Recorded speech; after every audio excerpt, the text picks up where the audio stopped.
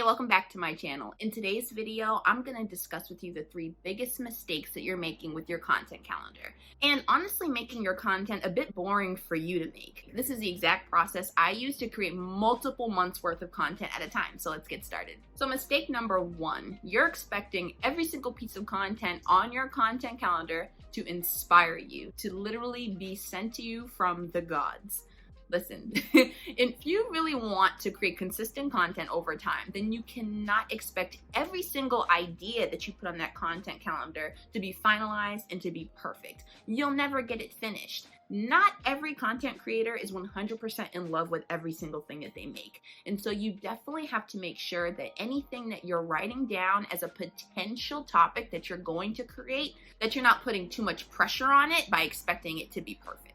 It is 100% at this beginning stage of actually planning out your content calendar about quantity over quality. The main purpose of a content calendar is to basically have a written brainstorm so that you can stay on track.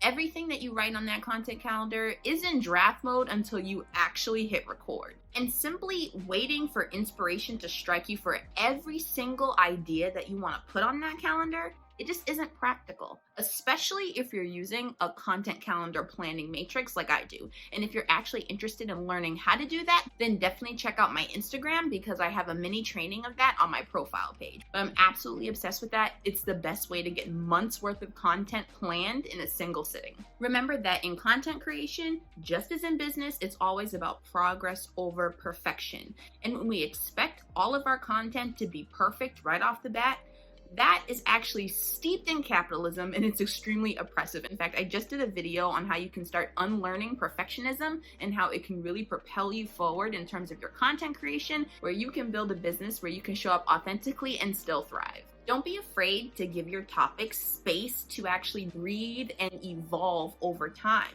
Again, it's just a first draft that you have to get out onto the table. Don't put any expectation into it. Just dump your ideas out and let the magic happen. It's interesting because you always need a healthy dose of content that gives you plenty of inspiration, but you also need to make space for content that you may not think will perform as well and actually does. You never know what videos you create will actually have a tremendous impact on people. You don't know until you upload it. I mean, think about some of the content creators you love. There's plenty of content that they've created that they absolutely hate, but plenty of people find it enjoyable. No one is immune to this. But this does bring me to the second biggest mistake that happens when people are creating their content calendars, and that's not having enough inspired content on that content calendar. You have to make space for inspired content. Otherwise, what you create will literally bore you to death. You cannot skip this part just because you think you know what you're supposed to be saying to folks.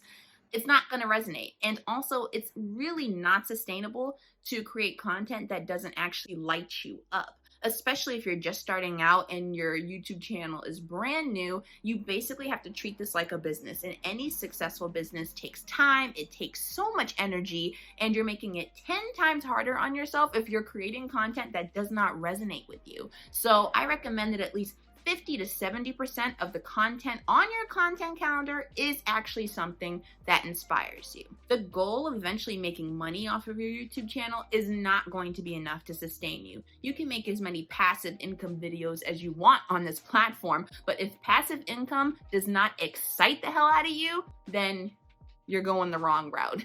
I would recommend that if you're looking to make your content inspire you a bit more, to excite you a bit more, think about actual things in your life that excite you, things that you really enjoy talking about.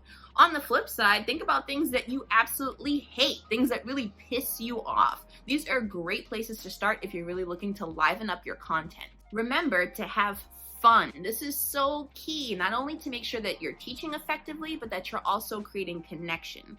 I firmly believe that everyone on this planet has a message that they need to share. Let me know in the comments below if you are ready to get out of the background and start speaking up. Society loves to keep us in the background, especially as Black women, especially as women of color. So speak up, get that message out there, put that ish in your content calendar. Now, if you're one of those folks that's having trouble niching down, maybe you're multi-passionate, maybe there's a ton of different things that you want to talk about on your channel, I might recommend that you actually take a look at all these different topics and try and uncover the broad themes. And then once you can uncover the broad themes, use those as channel values and infuse them into your content. This will make your content way more fun to create. It'll make it more you, and it could be a nice way to make sure that your keyword research strategy isn't affected. Personally, I think channel values are pretty important and are completely underrated and not covered enough.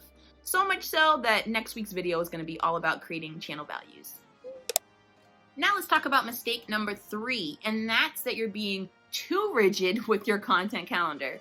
I was a little guilty of this at first, I will admit. But you don't want to be too rigid with your calendar because, as I explained earlier, it will always be in draft mode. Literally, until you create it and post it or record it and upload it, it is still in draft mode, which means it can change at any point in time, which is great because that gives room for maybe not so great ideas to become absolutely amazing freaking ideas. That leaves room for brand new ideas to spring up in the middle of the day when you're not even thinking about trying to purposely add to your content calendar, and that can replace ones that are already on there. You definitely want to give it space to breathe. It is a dynamic document. So yes, you have to be super flexible with your content calendar. You never know when inspiration will strike. You never know which piece of content it'll affect or when it will spring up, but you have to follow it.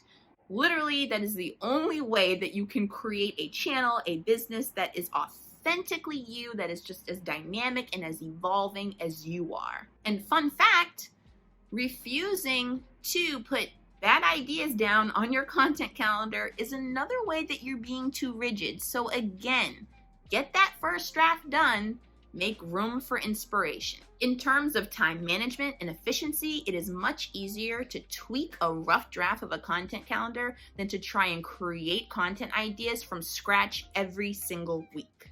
So always follow that inspiration. Even if it's telling you to completely change what you already had planned for next month, just do it. It'll be way better for you in terms of an energy standpoint and in terms of a content quality standpoint. Especially when you're new and just starting out and you're really looking for that growth, it's so important that you emphasize or prioritize progress over perfection. Because at the end of the day, it's not about you. It's about who needs to hear your message. Now, the real magic happens on YouTube when you mix your inspired content calendar with consistency and a decent keyword research strategy. And that's why I'm going over all of it in my next free masterclass. It's actually happening this Saturday, so be sure to sign up using the link in the description box below. ASAPtual, you do not want to miss out on this. And if you like this video, then let me know in the comments below. Let me know which mistake you found was the most helpful to be aware of. Like, share, subscribe, and if you're still curious about how you can actually turn content creation into an online business, then check out this video over here. I'll see you there. Bye.